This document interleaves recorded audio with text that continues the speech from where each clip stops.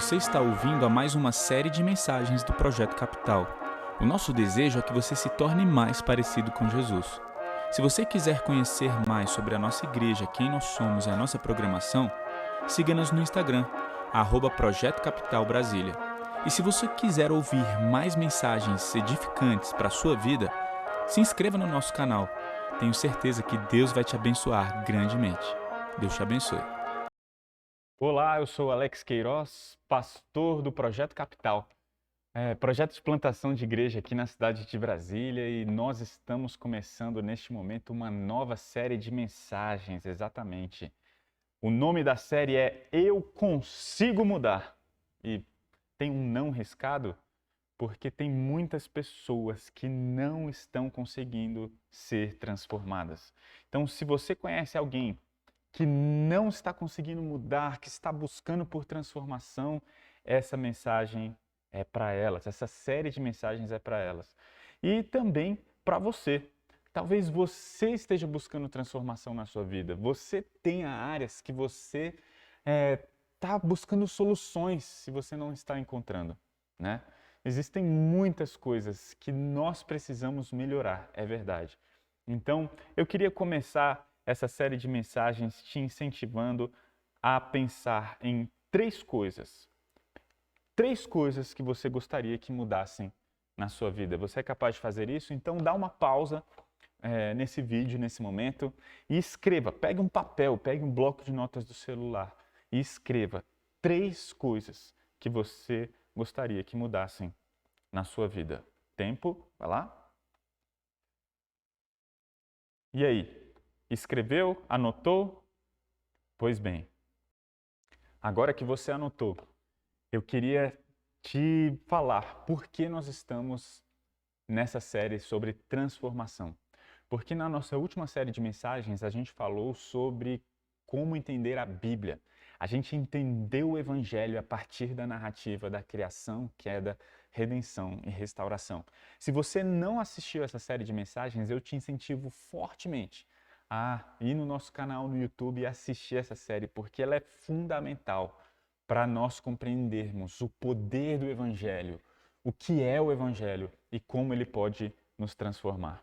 E nessa série a gente vai ver exatamente como que esse Evangelho, explicado na série anterior, transforma todo o ser humano.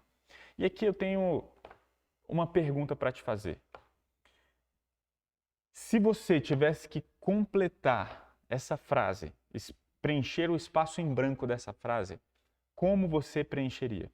Então a frase é a seguinte: eu estou tendo um problema agora, e para eu resolver a situação, existe um espaço em branco, algo deve acontecer.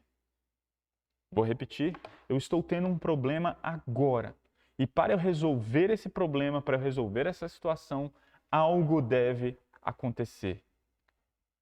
Que algo é esse? O que você colocaria nesse espaço em branco? Né? E eu queria te mostrar três coisas que normalmente as pessoas colocam nesse espaço em branco. Porque quando se trata de transformação e mudança, as pessoas elas querem que algumas coisas mudem na sua vida. Vamos analisar então, ver se você concorda comigo, quais são as coisas que normalmente as pessoas querem que mudem, ok? Vamos lá? A primeira coisa que as pessoas desejam, a primeira coisa que as pessoas colocariam naquele espaço em branco é as circunstâncias, né? Tem muitas pessoas que falam: eu estou tendo um problema agora e as minhas circunstâncias precisam mudar para que eu resolva o problema, para que eu resolva a minha situação. É ou não é? Muitas pessoas acreditam que o problema delas é o trabalho onde elas estão. O problema delas é o lugar onde elas estão. O problema delas é a cultura onde elas estão. Tem muitas pessoas que falam: eu preciso de um emprego novo. Eu preciso de mais dinheiro. Se eu tiver mais dinheiro, então eu vou resolver os meus problemas. Eu tô cheio de problema, passando por muitas dificuldades. Mas se eu tiver um grupo de amigos diferentes, se eu tiver uma família diferente, se eu tivesse em circunstâncias diferentes, certamente os meus problemas seriam resolvidos. Uma outra coisa, o que as pessoas colocariam naquele espaço em branco? Eu estou passando por um problema agora. E o que as pessoas querem que mudem? Que seja transformado? As pessoas na minha vida precisam mudar. Né? As pessoas na minha vida precisam mudar. Ou seja, o que isso significa? Que tem muitas pessoas que falam, eu estou passando um problema e a culpa é dos meus pais. Ah, se eu tivesse outros pais, se eu tivesse pais mais carinhosos, mais compreensivos, certamente eu estaria vivendo muito melhor. As pessoas acham que as pessoas na sua vida precisam mudar. Ah, o problema são os meus irmãos, o problema são os meus filhos. E aí um clássico, o problema é o meu cônjuge. Ah, eu estou passando por problemas no casamento. E o problema quem é? O meu cônjuge. Se eu mudar de cônjuge, certamente a situação na minha vida vai melhorar. Eu estou no meu trabalho, eu gosto do meu trabalho, mas o problema é o meu chefe. O meu chefe precisava sair, eu preciso mudar de setor. Né? As pessoas colocam a culpa nas circunstâncias e nas pessoas. Agora deixa eu te fazer uma pergunta. Imagine se nós tivéssemos o poder de estralar os dedos, ok? E depois que a gente estralasse os dedos, as suas circunstâncias e as pessoas na sua vida mudassem. Você acha que os seus problemas acabariam? Você acha de verdade que os seus problemas seriam resolvidos? Será? Né? Eu posso falar para você, eu realmente acredito que não. Se a gente mudasse as circunstâncias e as pessoas, muitas vezes, na grande maioria das vezes, os nossos problemas não seriam resolvidos. Uma terceira coisa que eu também queria propor, o que as pessoas colocariam naquele espaço em branco? Eu estou passando por um problema. E para eu resolver esse problema, o que precisa mudar? O meu comportamento e as minhas ações precisam mudar, né? Ou seja, as pessoas sempre focam no que precisa mudar. E aí eu tenho uma pergunta para te fazer. Eu espero que você tenha anotado num bloco de notas, eu espero que você tenha pegado uma caneta e um papel e colocado 3 coisas na sua vida que você gostaria que mudassem. O que você colocou? Seja sincero. Depois disso que eu acabei de falar, lá nessa lista que você acabou de fazer no início da mensagem, estava lá, circunstâncias precisam mudar, pessoas à minha volta precisam mudar, o meu comportamento precisa mudar. São essas coisas? Porque eu quero falar uma coisa para você e que é muito importante. Existe um problema quando você foca, quando você quer que as suas circunstâncias mudem. Existe um grande problema quando você quer que as pessoas à sua volta mudem. Existe um grande problema quando você quer que apenas o seu comportamento mude. Que problema é esse, Alex? Porque a Bíblia, ela propõe uma transformação em um nível muito mais profundo. Eu queria te mostrar 4 problemas de adotar essa perspectiva. 4 problemas em desejar, em focar que as coisas sejam resolvidas na sua vida através da mudança de circunstâncias, pessoas e ações. Ok, que consequências são essas? Primeira consequência de viver nessa perspectiva. Essa é uma perspectiva mentirosa. Essa é uma perspectiva mentirosa. E por que eu estou afirmando que essa é uma perspectiva mentirosa? Pensa comigo, vai lá, de uma maneira bem simples. Você está tendo um problema. Se você falar que o seu problema são as suas circunstâncias, deixa eu te fazer uma pergunta. Você tem controle sobre as suas circunstâncias? Não, você não tem controle sobre as suas circunstâncias. Ponto final. Se você acredita que para você resolver um problema as suas circunstâncias precisam mudar, você está encrencado, porque você não tem controle nenhum sobre as suas circunstâncias.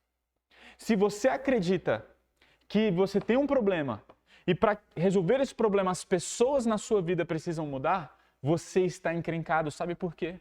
Porque você não tem controle sobre as pessoas. Você não consegue garantir que as pessoas à sua volta irão mudar. Não consegue. Ok? E você não tem total controle sobre o seu comportamento. A gente vai ver isso durante essa série. Quando você foca no seu comportamento, você corre o risco de mudar o comportamento e ainda assim estar triste, ingrato, ainda assim estar descontente, insatisfeito. Porque a mudança ela precisa acontecer num outro nível, não no nível do comportamento. Ok? Então, 4 perspectivas, ou melhor, 4 consequências de viver essa perspectiva, de focar na mudança de circunstâncias, pessoas e comportamento. Primeiro, você vive uma perspectiva mentirosa. E segundo, você ignora a soberania de Deus. Você ignora a soberania de Deus. Quando você foca nas circunstâncias, na mudança das pessoas à sua volta, sabe o que acontece? Você acredita que as coisas que estão acontecendo na sua vida estão equivocadas. Entende? E de uma certa forma você ignora que tudo que acontece na sua vida está debaixo do controle de Deus. Agora preste atenção, porque eu não estou falando, eu não estou afirmando que você talvez não esteja passando por abusos graves. Eu não estou falando que as circunstâncias da sua vida são leves, não. Eu não estou falando que talvez você esteja passando por situações extremamente difíceis. O que eu estou falando é, Deus é soberano e Deus está no controle. E se você focar as suas energias na mudança das circunstâncias e das pessoas, você ignora que existe um Deus que está no controle de todas as coisas, inclusive das coisas ruins. E talvez você vire e fale, eu não consigo acreditar nisso, eu tenho dificuldade de entender isso. Deixa eu te explicar uma coisa. Lá em Gênesis, no capítulo 50, a gente vê uma declaração de José que é muito importante para nós entendermos o que eu estou querendo dizer aqui. Os irmãos de José tiveram inveja dele.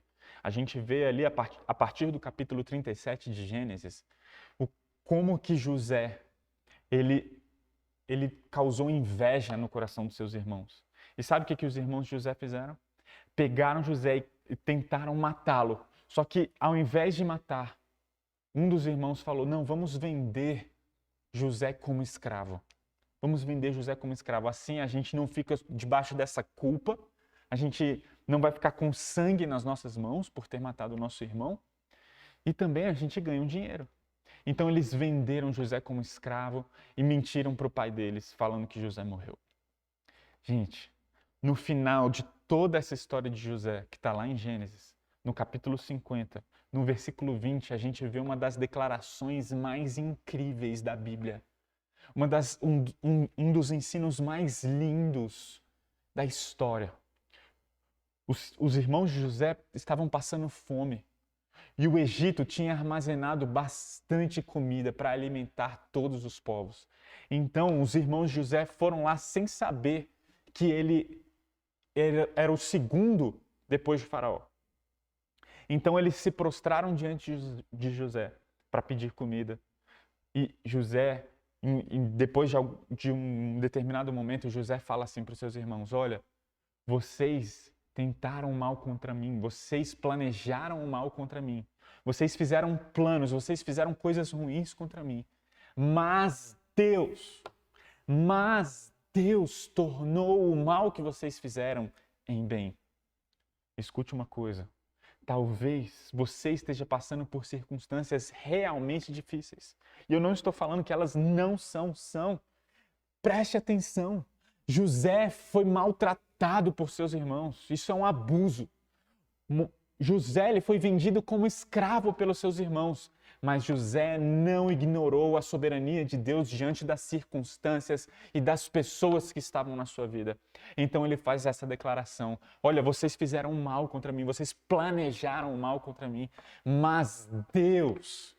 Existe um Deus soberano que está no controle de todas as coisas, que acima de todo o mal que estão fazendo contra você, acima de todas as circunstâncias difíceis, acima de todas as pessoas que têm feito mal para a sua vida, Deus existe e Ele está no controle e Ele realmente quer cuidar de mim e de você, porque Ele está acima de tudo e de todos. Por isso, preste atenção, quando você foca demais nas circunstâncias e nas pessoas na sua vida, você ignora a soberania de Deus. Terceiro problema de adotar essa perspectiva de foco de transformação nas circunstâncias e nas pessoas. Terceiro problema, você rouba o investimento na verdadeira mudança. Exatamente. Você rouba o investimento na verdadeira mudança. Como eu falei aqui no primeiro ponto, você não tem controle sobre as circunstâncias. Você não garante que você vai conseguir transformar as pessoas à sua volta. Não vai. Quando você foca, você coloca o seu esforço nisso, você deixa de colocar esforço na pessoa e na coisa correta, que é em você. A mudança só pode acontecer em você. E Deus usa todas as circunstâncias para transformar o quê? Você. Por isso essa série propõe uma mudança em você. Por favor, ouça essa série até o fim e você nunca mais vai entender transformação da mesma forma. Você vai entender o que a Bíblia fala de mais profundo sobre a transformação do homem, é o que a gente vai ver nessa série. E, por exemplo, coloque isso, quando eu estou falando nesse ponto 3, de colocar investimento na verdadeira mudança que é em você, eu me lembro muito de Romanos 8:28. Porque todas as coisas cooperam para o bem daqueles que amam a Deus. O que Romanos 8:28? O que Paulo disse nesse versículo? Que todas as coisas são boas? Não. Paulo está dizendo que algumas coisas cooperam para o bem? Não. Paulo está dizendo, já sei, muitas coisas cooperam para o bem, é isso? Não. Paulo está dizendo que todas as coisas cooperam para o bem. Mas todas as coisas são boas? Não. Até as coisas ruins cooperam para o bem. Por quê? Todas as coisas cooperam para o bem daqueles que amam a Deus, daqueles que são chamados segundo o seu propósito, pois os que de antemão escolheu também os predestinou para serem conformes à imagem do seu Filho. Deus tem um propósito e Ele usa todas as circunstâncias, boas e ruins, para um propósito. As pessoas podem tentar o mal contra você, mas Deus, em sua soberania, usa as circunstâncias para um propósito lindo, para te fazer a imagem do Filho de Deus, ok? Quarto e último problema de viver nessa perspectiva de foco de transformação nas circunstâncias e nas pessoas. Você vive em constante frustração. Você vive em constante frustração. Aí sabe o que acontece? Você quer mudar de trabalho porque o problema são as circunstâncias. Você quer mudar de trabalho porque o problema é seu chefe. Você quer mudar de casamento porque o problema é o seu cônjuge. Você quer se afastar da família porque o problema são os seus familiares, não é mesmo? Você quer mudar as suas circunstâncias, você vive frustrado e você vive triste. E ao invés de encarar a perspectiva bíblica e ao invés de lidar com todas as circunstâncias difíceis, de acordo com a perspectiva bíblica, você lida com todas as circunstâncias difíceis na sua vida e com as pessoas difíceis na sua vida com essa perspectiva. Essas pessoas precisam mudar, eu preciso mudar, as coisas precisam melhorar, eu quero fazer uma coisa nova, eu quero que minhas circunstâncias mudem, eu quero que as pessoas à minha volta mudem e por isso você vive em constante frustração. Entende? Por isso é um grande problema quando você foca a mudança nas circunstâncias e você foca o problema nas pessoas na sua vida. Por isso, eu volto a essa pergunta. Eu estou tendo um problema agora mesmo e para eu resolver a situação, algo deve acontecer. E eu te pergunto, então Alex, se eu não devo focar nas minhas circunstâncias, se eu não devo focar nas pessoas na minha vida, se eu não devo focar, inclusive, no meu comportamento e nas minhas ações, onde eu devo focar? O que deve mudar para eu resolver verdadeiramente o meu problema? Essa é a pergunta de $1 milhão que a gente vai responder. Mas sabe o que é mais incrível? Porque não vou ser eu que vou responder para você. A palavra de Deus vai responder essa pergunta. E eu te convido a ler Tiago, capítulo 4. Em Tiago capítulo 4, a gente vai ver a resposta para essa pergunta. Diz assim, Tiago 4, de 1 a 4. De onde vêm as discussões e brigas em seu meio? Acaso não procedem dos prazeres que guerreiam dentro de você? Querem o que não têm e até matam para consegui-lo. Invejam o que os outros possuem, lutam e fazem guerra para tomar deles. E, no entanto, não têm o que desejam porque não pedem. E quando pedem, não recebem, pois seus motivos são errados. Pedem apenas o que lhes dará prazer. Adúlteros. Não percebem que a amizade com o mundo os torna inimigos de Deus? Repito, se desejam ser amigos do mundo, tornam-se inimigos de Deus. Uau, você conseguiu identificar? Você conseguiu perceber nessa leitura de Tiago capítulo 4 qual é a resposta daquele espaço em branco? Eu queria mostrar para você como a palavra de Deus nos mostra e nos ensina qual é a resposta. Vamos novamente para o texto. De onde vêm as discussões e brigas? De onde que vêm os problemas e os conflitos? Onde que está? Acaso não procedem dos prazeres que guerreiam dentro de vocês? Gente, o nosso problema, ele tem uma causa. O nosso problema, ele tem uma raiz. E o nosso problema também tem uma cura. Qual é a causa do nosso problema? Veja no versículo 1. De onde vêm os conflitos?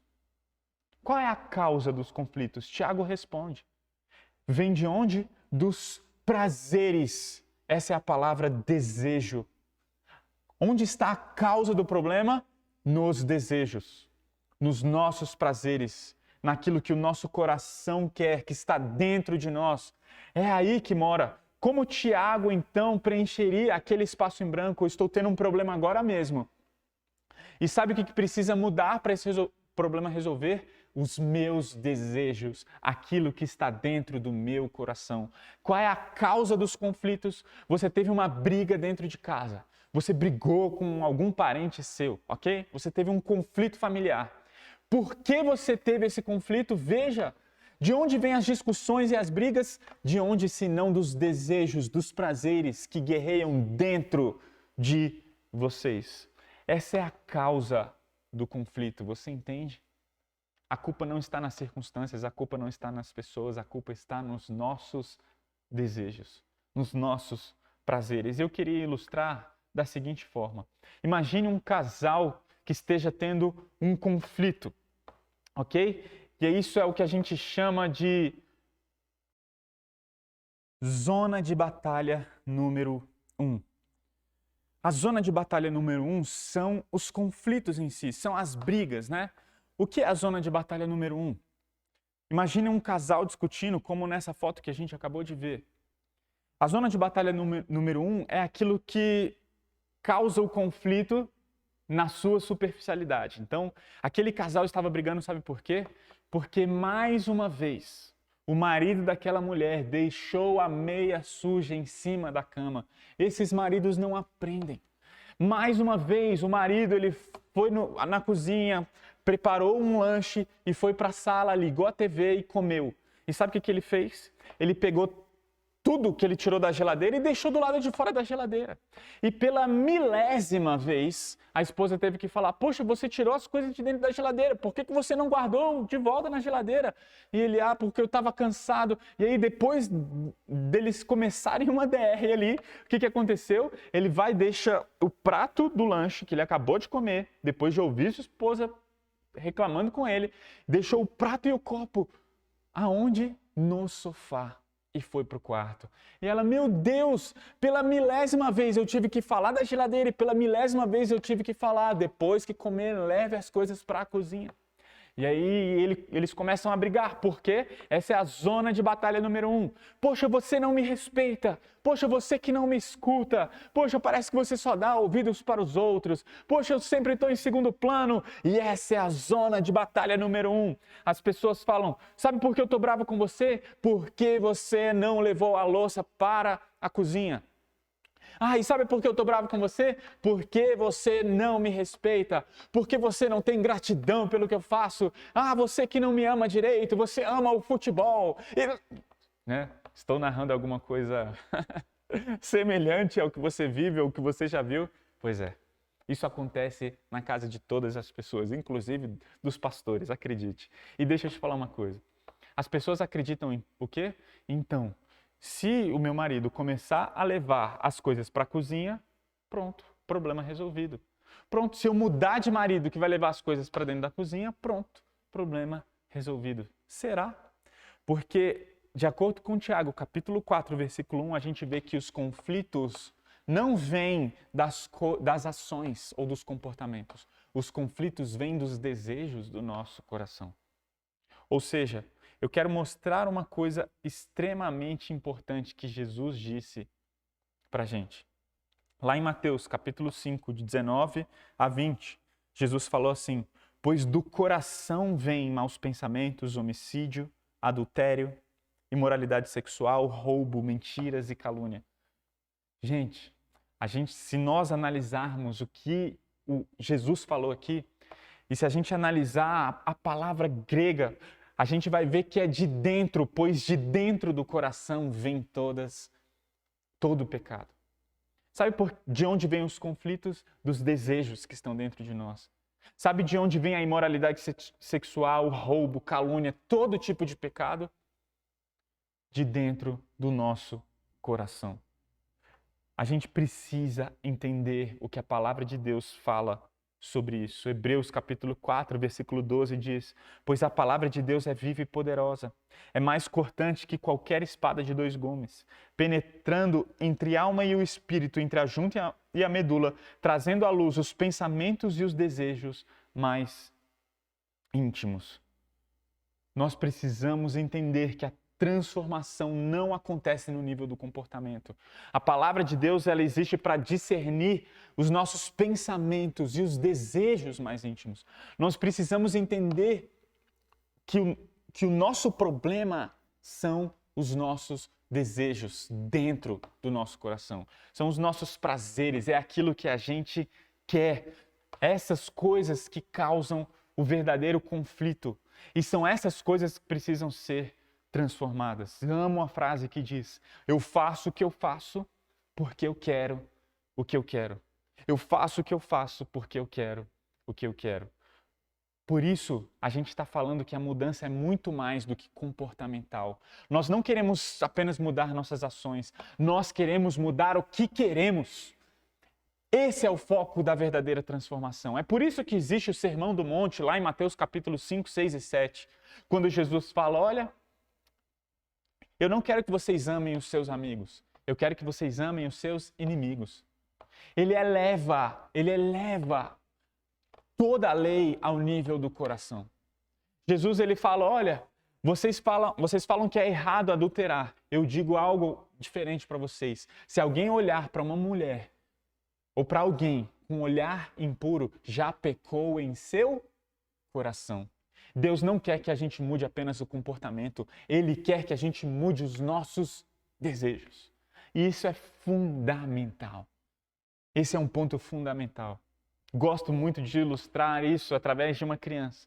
Imagine que você tem um filho e você fala: olha, filho, daqui a 20 minutos o almoço vai estar pronto e eu vou te chamar e você vai sentar na mesa para a gente comer junto. E o filho: tá bom, e ele está brincando na sala, ele está super entretido, ele está com um videogame na mão e ele está passando de fase. Então ou o pai ou a mãe falam: filho, vem comer que o almoço está pronto, já passaram uns 20 minutos. E o filho fala: não, pai, agora não. E aí o pai fala: filho, vem, eu combinei com você, vem para a mesa que agora a gente vai comer. Ele: não, pai, falta só mais um pouquinho. E ele fala: filho, eu vou falar pela última vez, senão a gente vai ter que conversar. E ele: não, pai. E aí o pai faz o quê?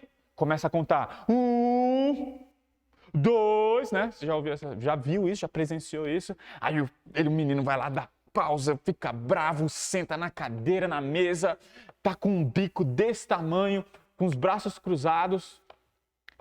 E aí eu te pergunto: o filho obedeceu o pai? Sim ou não?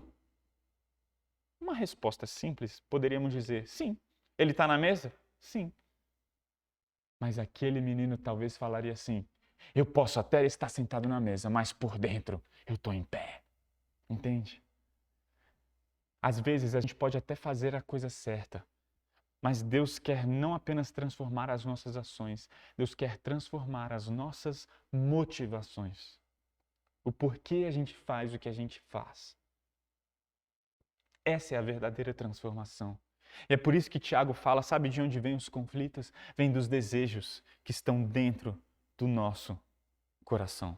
Dentro do nosso coração.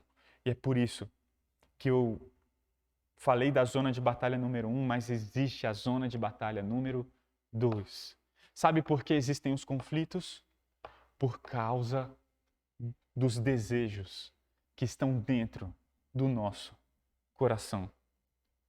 Por isso, precisamos entender que para resolvermos os nossos problemas, não são as circunstâncias e nem as pessoas à nossa volta que precisam mudar, e nem mesmo os nossos comportamentos. Nós precisamos mudar o nosso coração. Nós precisamos mudar o que nós desejamos. E eu queria mostrar para vocês isso através de uma ilustração. Se eu pegar aqui uma garrafa de água, vou pegar aqui. Peguei uma garrafa de água. Se eu abrisse essa garrafa, que nem eu estou fazendo agora, e se eu virasse essa garrafa, ok? O que vai sair de dentro dela? Água. E aí eu te pergunto, por que saiu água dessa garrafa? Por quê? Talvez algumas pessoas falariam várias respostas certas. Alex, sabe por que saiu água dessa garrafa? Porque você abriu. Se você tivesse virado com a tampa fechada, não teria saído água. Segunda razão, sabe por que saiu água dessa garrafa? Porque você virou. Se você tivesse aberto, mas não tivesse virado, não teria saído água dessa garrafa. Certo? Beleza? Respostas certas. Mas existe uma resposta que é a mais básica de todas. Por que saiu água dessa garrafa? Porque tinha água aqui dentro. Se tivesse Coca-Cola, o que sairia? Coca-Cola. Se tivesse suco de uva, sairia o quê? Suco de uva. Aonde eu quero chegar com essa ilustração? Eu quero mostrar para mim e para você um pouquinho sobre o meu e o seu coração. O nosso coração, de dentro do nosso coração, saem as impurezas. De dentro do nosso coração sai o pecado. E é por isso que é o nosso coração que precisa ser transformado. E aí eu te falo, qual é o papel das circunstâncias na nossa transformação? As circunstâncias têm um papel fundamental. As pessoas na nossa vida, elas têm um papel fundamental. Sabe por quê? Porque são as circunstâncias e as pessoas, especialmente as difíceis, que revelam o que está no nosso coração.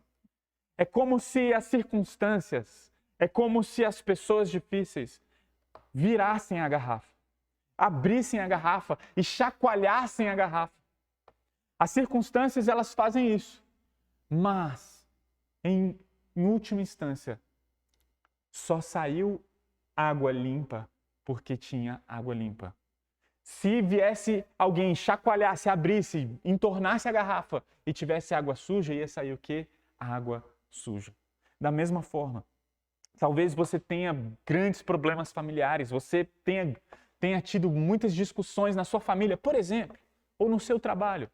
Mas sabe o que são esses familiares, essas pessoas difíceis, essas circunstâncias difíceis? São pessoas e circunstâncias virando, entornando a sua garrafa. Mas sabia que você pode reagir de maneira a agradar a Deus, mesmo em circunstâncias difíceis? Você não é vítima das suas circunstâncias.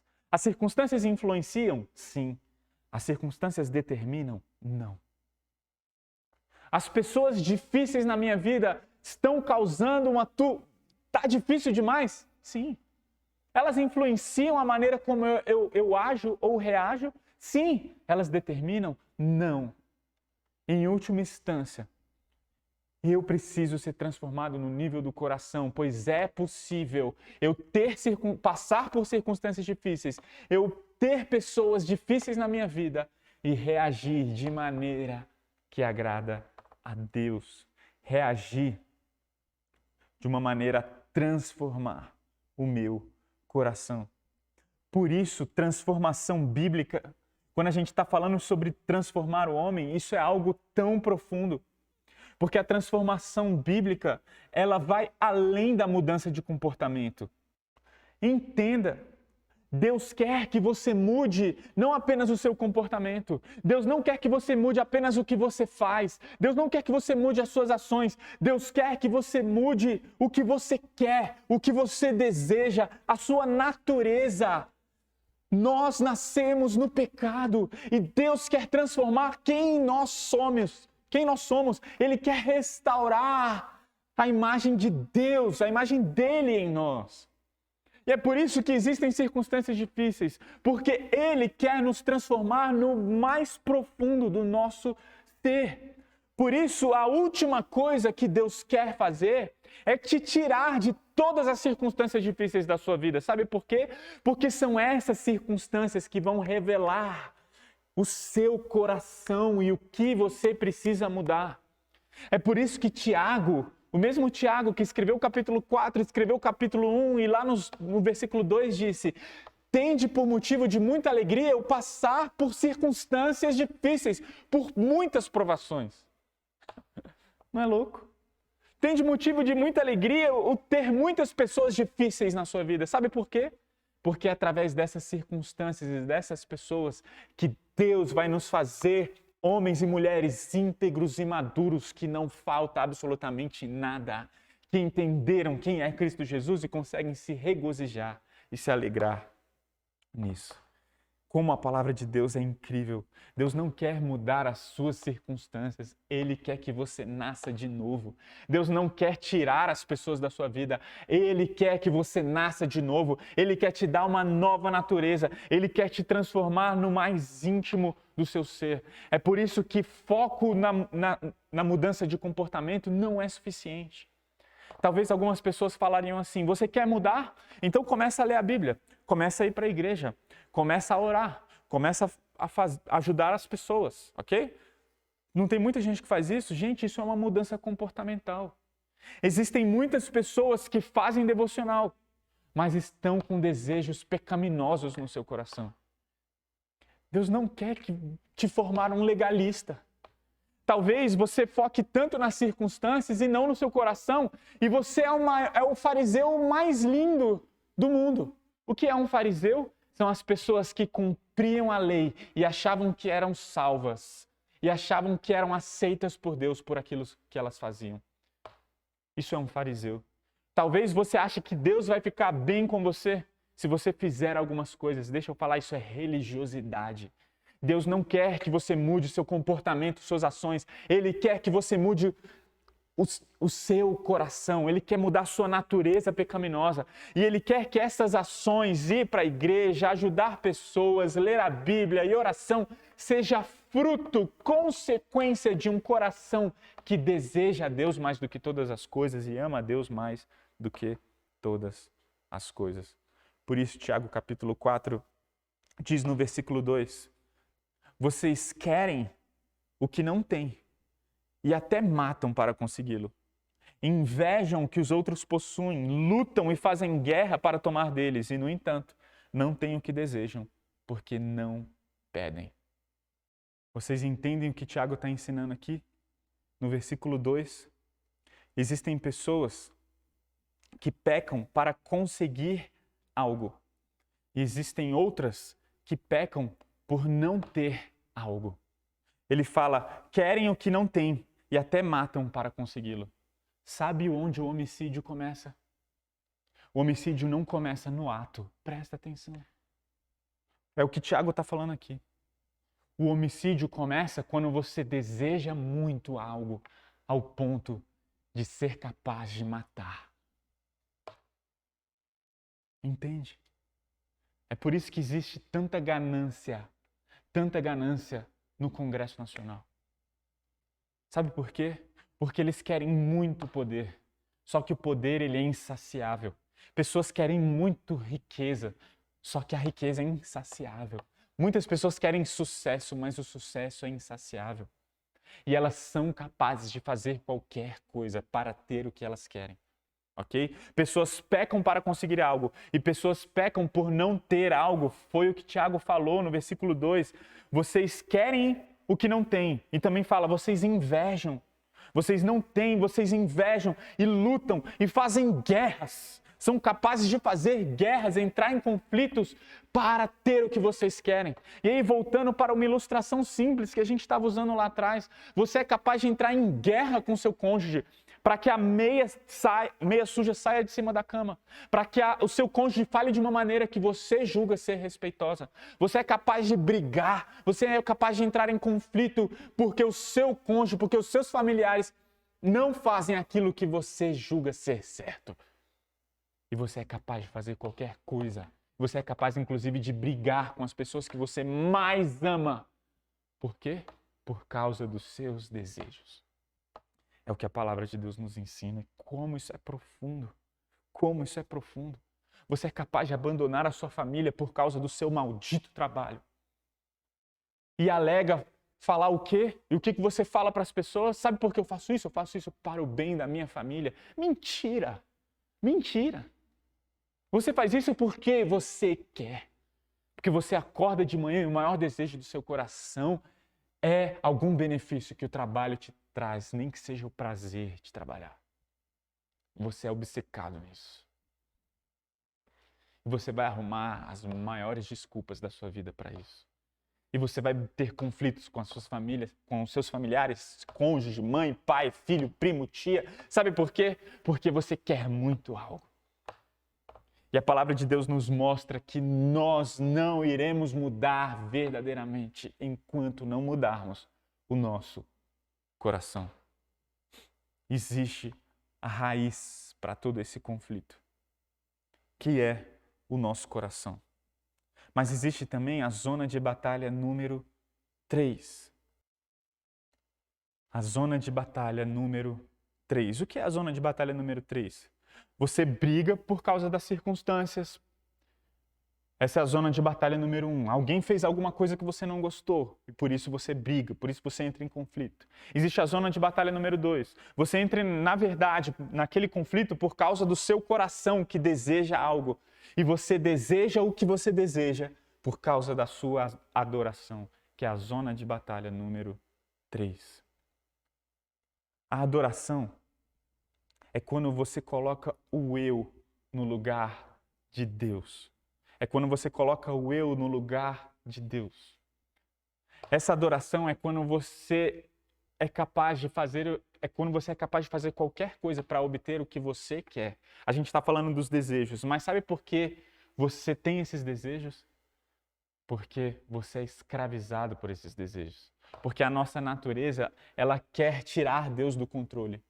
Em última instância, é por causa de uma adoração deturpada. Nós queremos estar no controle, nós queremos estar no centro da nossa vida, nós queremos estar no centro dos acontecimentos, nós queremos discernir o que é certo e errado. Isso a gente vê através do Evangelho. Deus criou todas as coisas de maneira boa e perfeita. Mas depois que o pecado entrou no mundo, nós buscamos o quê? Autonomia. Nós queremos discernir as coisas sem Deus. Depois que o pecado entrou no mundo, o que acontece? A nossa adoração, que era a Deus, agora é a nós mesmos. E essa é a zona de batalha número 3. Você nunca vai conseguir mudar o que você quer verdadeiramente enquanto a sua adoração não mudar. Essa é a zona de batalha número 3. E eu queria te mostrar isso da seguinte forma. Olha o que Tiago, no capítulo 4, lá no versículo 4 diz. Olha o que ele disse. Adúlteros, não percebem que a amizade com o mundo se torna inimigos de Deus? Repito, se desejam ser amigos do mundo, tornam-se inimigos de Deus. Gente, por que Tiago usou aqui a palavra adúlteros? Ele estava falando do conflito que começa no nosso coração, que nós somos capazes de fazer atrocidades para obtermos o que desejamos. E aí ele fala que a gente não tem porque a gente não ora, porque a gente não pede, e a gente também não recebe quando pede porque a gente pede por motivações erradas, por desejos egoístas, no nosso próprio prazer, ao invés do prazer de Deus. E aí no versículo 4 ele fala o quê? Adúlteros. Que palavra pesada. Sabe o que é um adultério? É quando alguém quebra uma aliança. Existe uma aliança no casamento. O adultério acontece quando alguém quebra aquela aliança e começa a desejar, a se relacionar e amar outra pessoa que não o seu cônjuge. Isso é adultério. Sabe o que Tiago está fazendo aqui? Ele está falando, olha, vocês são adúlteros quando vocês desejam o que vocês querem para os seus prazeres. Vocês trocam o desejo de glorificar e servir a Deus pelos seus próprios desejos, adúlteros. Não percebem o quê? Que a amizade comum com o mundo os torna inimigos de Deus. Quando vocês amam o mundo, vocês deixam de amar a Deus. Repito, se desejam ser amigos, se vocês desejam as coisas do mundo, vocês tornam-se inimigos de Deus. E é por isso que precisamos entender que os desejos nos escravizam por causa da nossa adoração equivocada. Olha o que Tito diz lá no capítulo 3, versículo 3. Em outros tempos, também éramos insensatos e desobedientes. Vivíamos no engano e nos tornamos escravos de quê? Dos desejos, de muitas paixões e prazeres. Éramos cheios de maldade e inveja e odiávamos uns aos outros. Percebam, sem Cristo Jesus, nós somos escravos dos nossos desejos. Ou seja, aonde eu quero te conduzir aqui? Existe a zona de batalha número 1. Nós queremos que seus comportamentos sejam mudados, mas mais do que isso, nós queremos que os seus desejos sejam mudados. Mas você não vai conseguir mudar o que você quer enquanto você não mudar a quem você adora. Enquanto a sua adoração, enquanto o seu maior amor não for Deus, os seus desejos não vão mudar. Sabe por quê? Porque de acordo com Tito, capítulo 3, você é escravo das suas paixões e dos seus prazeres. Uau! Isso é muito, muito impactante.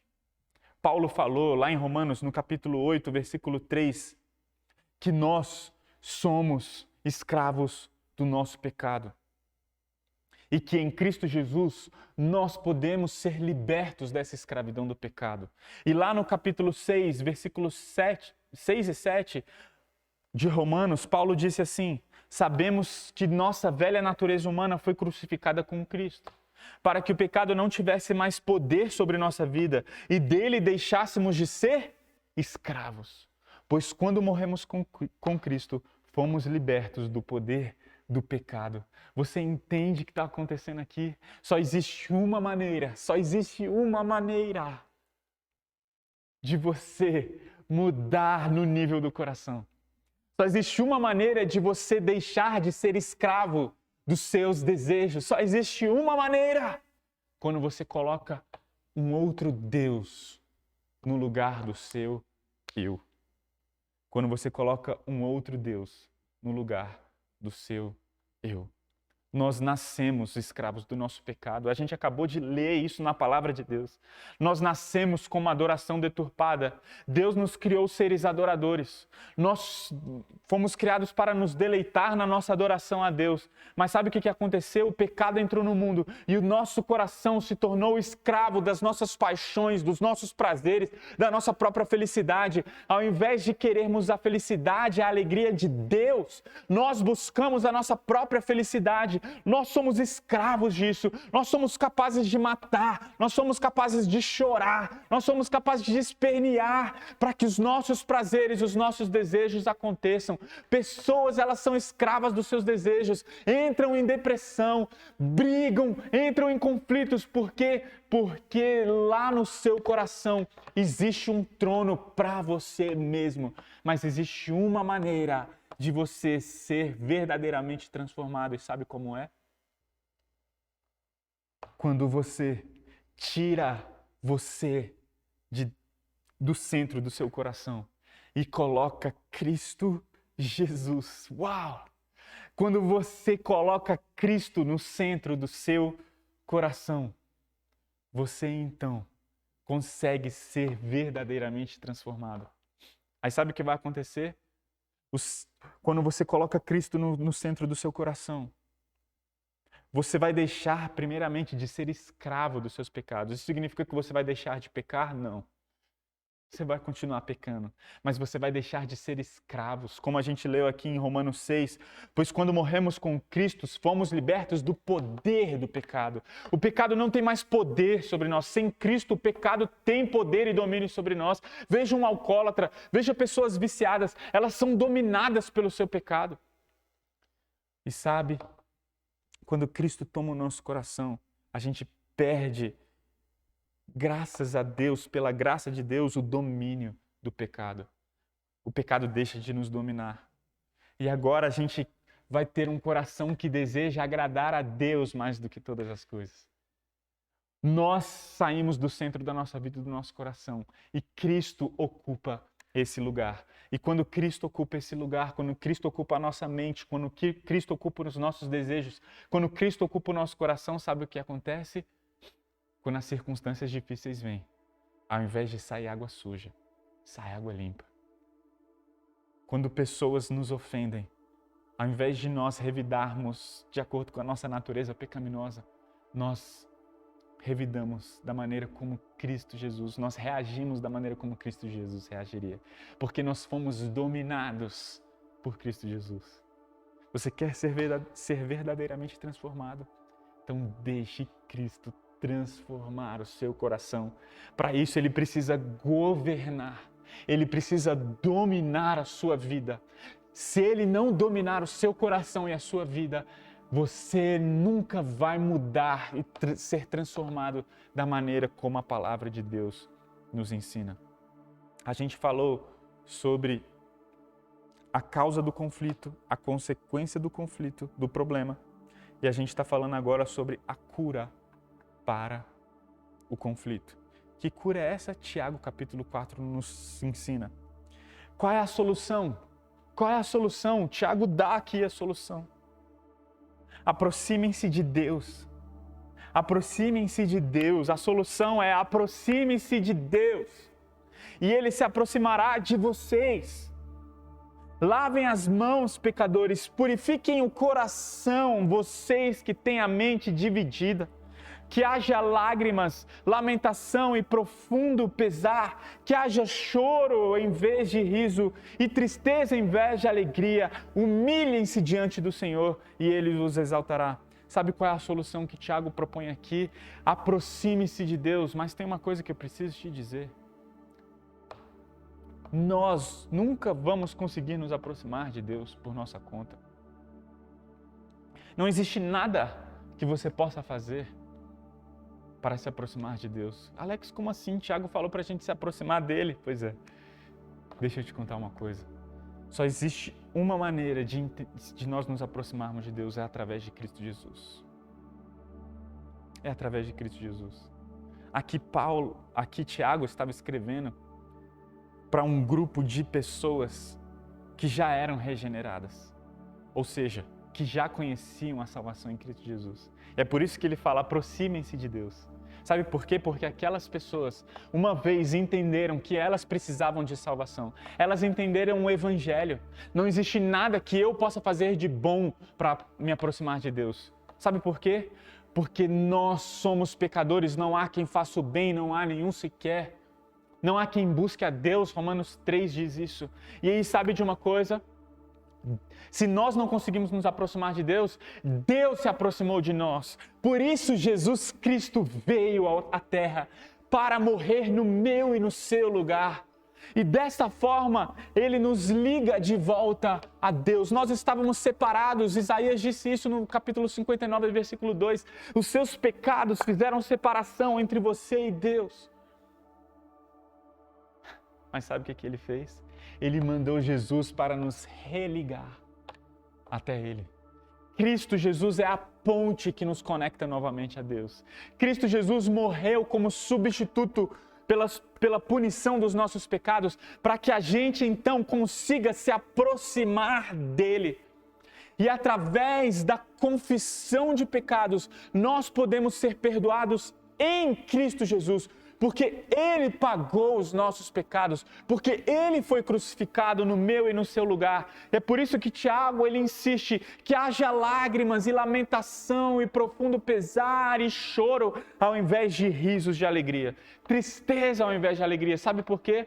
Porque quando a gente entende que a gente é pecador, então Deus se faz presente. Foi o que aconteceu. Jesus contando uma parábola entre um fariseu e um publicano. O publicano, ele era considerado um pecador por toda a sociedade. E os dois estavam no templo, lá em Jerusalém. Então, o fariseu, em pé, ele orava em alta voz, falando: Deus, ó Senhor, eu dou o dízimo de tudo quanto ganho. Eu faço jejum 2 vezes por semana. Eu ajudo os pobres, eu faço isso, e eu não sou como aquele publicano pecador. E Jesus, nessa parábola, ele fala que o publicano, ao invés de estar em pé, ele estava de joelhos e ele batia no peito, de acordo com Jesus, falando: Deus, sê propício a mim, pecador. Sabe o que Jesus fala no final dessa história? Ele pergunta: quem vocês acham que foi justificado para casa? Em uma pergunta retórica, Jesus estava falando: Deus justifica aqueles que reconhecem que são pecadores. Jesus veio para os fracos, Jesus veio para os doentes, Jesus veio para quem reconhece que é pecador. E se você está me ouvindo nesse momento, entenda o que Tiago disse: se humilhem diante do Senhor, reconheçam a sua pecaminosidade, reconheçam que vocês precisam de um Salvador, reconheçam que vocês precisam de perdão, reconheçam que vocês precisam de salvação. Sabe por quê? Porque você não pode ser a solução do seu problema. Só existe um que é a solução do seu problema, e o nome dele é Jesus. Ele morreu na cruz para que eu e você pudéssemos ser salvos e alcançados. Ele morreu, Ele é a salvação não está em nós, e a verdadeira, presta atenção, a verdadeira transformação não acontece pelos nossos esforços, acontece pelo sacrifício de Cristo Jesus na cruz. Ele viveu de maneira perfeita, e agora nós estamos crucificados com Cristo, não apenas para termos os nossos pecados perdoados, mas agora para vivermos em novidade de vida. Sabe como que você vai ter os seus desejos transformados, seu coração transformado? Quando Cristo Jesus dominar a sua vida e Ele viver através de você. Mas para isso, se humilhe, chore, fale: Senhor, eu preciso do Senhor, eu preciso da sua intervenção, eu preciso de salvação. E se você está nesse momento falando: eu preciso mudar, eu não consigo mudar, Alex. Se você está nesse momento ouvindo essa mensagem falando: eu preciso de mudança, em outras palavras, se você está falando: eu preciso de salvação, eu queria te falar: peça para Jesus dominar a sua vida. Ele vai transformar o seu coração, Ele vai transformar o seu comportamento, de tal forma que você vai saber viver diante das circunstâncias difíceis e das pessoas difíceis. Isso não é demais? Jesus quer transformar a sua vida. Se você reconhece que precisa de ajuda para mudar, feche seus olhos nesse momento, nós vamos orar. Deus, abençoe as pessoas que estão ouvindo essa mensagem nesse momento. Traga transformação, em nome de Jesus, Pai. Que as pessoas mudem o seu coração, que o Senhor mude o coração delas, que o domínio, o governo de Cristo Jesus seja real, presente na vida de cada uma delas. Eu oro grato pela salvação que recebemos em Cristo Jesus. Eu te peço, Deus, mude as pessoas, abençoe essas pessoas em nome do nosso Salvador Jesus Cristo. Amém. Deus te abençoe.